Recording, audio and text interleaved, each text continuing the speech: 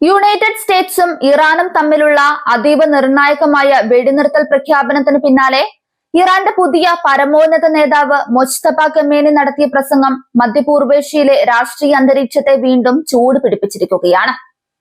വെടിനിർത്തൽ നിലവിൽ വന്നെങ്കിലും ഇറാന്റെ ശത്രുക്കൾക്ക് നേരെ ഒരു തരത്തിലുള്ള വിട്ടുവീഴ്ചയും ഉണ്ടാകില്ലെന്ന കർക്കശമായ സന്ദേശമാണ് അദ്ദേഹം തന്റെ പ്രസംഗത്തിലൂടെ നൽകിയത്.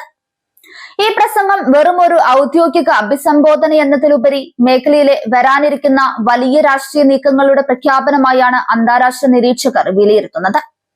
തന്റെ പിതാവും മുൻ പരമോന്നത നേതാവുമായിരുന്ന അലി ഖമേനിയുടെ വധത്തിന് ശേഷമുള്ള കൃത്യം 40-ാം ദിവസമാണ് മൊജ്തബ ഈ സന്ദേശം പുറത്തുവിട്ടത് എന്നത് ഏറെ പ്രതീകാത്മകമാണ്. ഞങ്ങൾ യുദ്ധം ആഗ്രഹിക്കുന്നില്ല, ഒരിക്കലും അതിനായി മുൻകൈ എടുത്തിട്ടില്ല എന്ന് അദ്ദേഹം വ്യക്തമാക്കുമ്പോഴും ഇറാന്റെ അവകാശങ്ങൾ സംരക്ഷിക്കുന്ന കാര്യത്തിൽ ലെവലേശം പിന്നോട്ടില്ലെന്ന നിലപാട് അദ്ദേഹം ആവർത്തിച്ചു. വെടിനിർത്തൽ എന്നത് ഒരു താൽക്കാലിക വിശ്രമം മാത്രമാണെന്നും പോരാട്ടവീര്യം ഒട്ടും കുറയരുതെന്നും അദ്ദേഹം ഇറാൻ ജനതയെ ഓർമ്മിപ്പിച്ചു. പ്രസംഗത്തിലെ ഏറ്റവും ശ്രദ്ധേയമായ ഭാഗം ശത്രുക്കൾക്കുള്ള മുന്നറിയിപ്പായിരുന്നു. ഞങ്ങളുടെ രാജ്യത്തെ ആക്രമിച്ച കുറ്റവാളികളെ വെറുതെ വിടില്ല, അവർ ശിക്ഷിക്കപ്പെടുമെന്ന അദ്ദേഹത്തിന്റെ വാക്കുകൾ ഇസ്രയേലിനും അമേരിക്കയ്ക്കുമുള്ള നേരിട്ടുള്ള വെല്ലുവിളിയായാണ് കണക്കാക്കപ്പെടുന്നത്.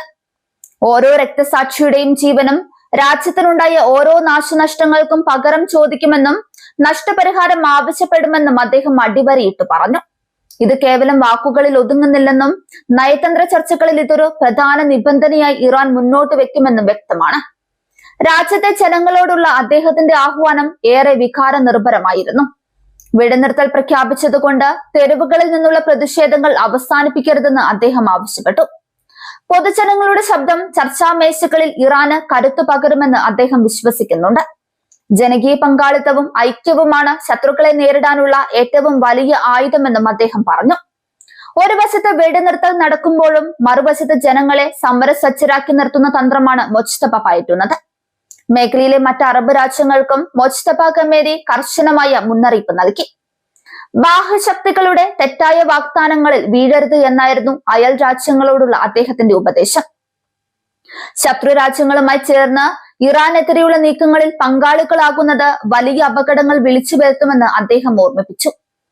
ഇറാന്റെ കരുത്ത് ഒരു അത്ഭുതം പോലെ ലോകം കാണുകയാണെന്നും ശരിയായ പക്ഷത്ത് നിൽക്കാൻ അയൽ രാജ്യങ്ങൾ തയ്യാറാകണമെന്നും അദ്ദേഹം ആവശ്യപ്പെട്ടു.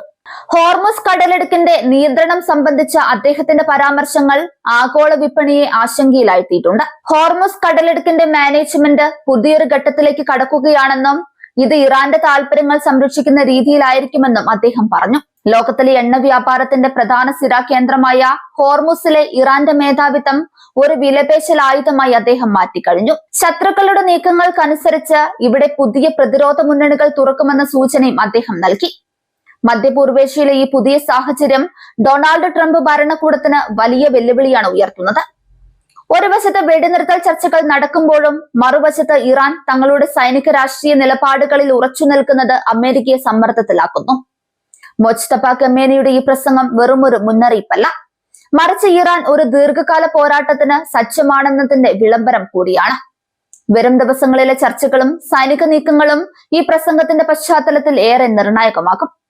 വെടിനിർത്തൽ എന്നത് സമാധാനത്തിലേക്കുള്ള പാതയല്ല, മറിച്ച് ശത്രുവിനെ തളയ്ക്കാനുള്ള ഇറാന്റെ തന്ത്രപരമായ നീക്കമാണെന്ന് മൊജ്തബ ഖമേനി ലോകത്തോട് വിളിച്ചു പറയുകയാണ്. ശത്രുക്കൾ ചെയ്ത ഓരോ പിഴവിനും വില നൽകേണ്ടി വരുമെന്ന പ്രഖ്യാപനം മേഖലയിലെ പിരിമുറുക്കം വീണ്ടും വർദ്ധിപ്പിക്കുന്നുണ്ട്. സമാധാനത്തിന്റെ പേരിൽ ഇറാൻ തങ്ങളുടെ ആദർശങ്ങളിൽ നിന്നോ ലക്ഷ്യങ്ങളിൽ നിന്നോ പിന്നോട്ടു പോകില്ലെന്ന് ഈ പ്രസംഗം ഉറപ്പിക്കുന്നു. ലോകം ഇപ്പോൾ ഉറ്റുനോക്കുന്നത് ഈ മുന്നറിയിപ്പുകൾക്ക് പിന്നാലെ ഇറാൻ സ്വീകരിക്കുന്ന അടുത്ത നീക്കങ്ങളിലേക്കാണ്.